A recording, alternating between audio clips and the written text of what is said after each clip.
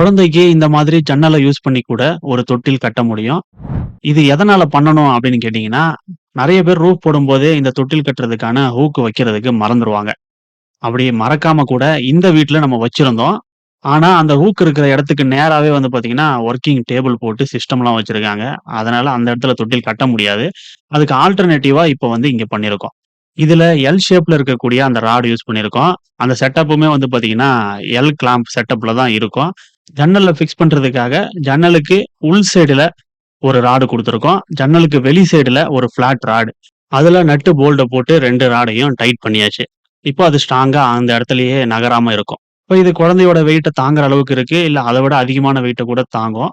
அதுக்கு எக்ஸாம்பிள் தான் வந்து பார்த்தீங்கன்னா, குழந்தைய போட்டே இருக்கு அந்த தொட்டில்ல. இப்ப இதுக்கான செலவு எவ்வளோ அப்படின்னு பார்த்தீங்கன்னா, இந்த செட்டப் ரெடி பண்றதுக்கு ரூ. 650.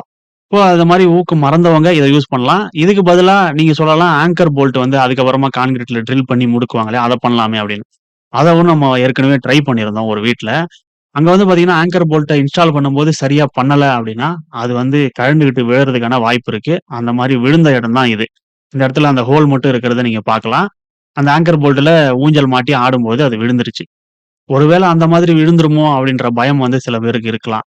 அதனால வந்து பார்த்தீங்கன்னா, இந்த செட்டப் ஓரளவுக்கு ஈஸியா இருக்கும். தேவையில்லன்னா, இத யூஸ் பண்ணதுக்கு அப்புறம் அந்த போல்ட்ட யூஸ் பண்ணி கழட்டி எடுத்துக்கலாம்.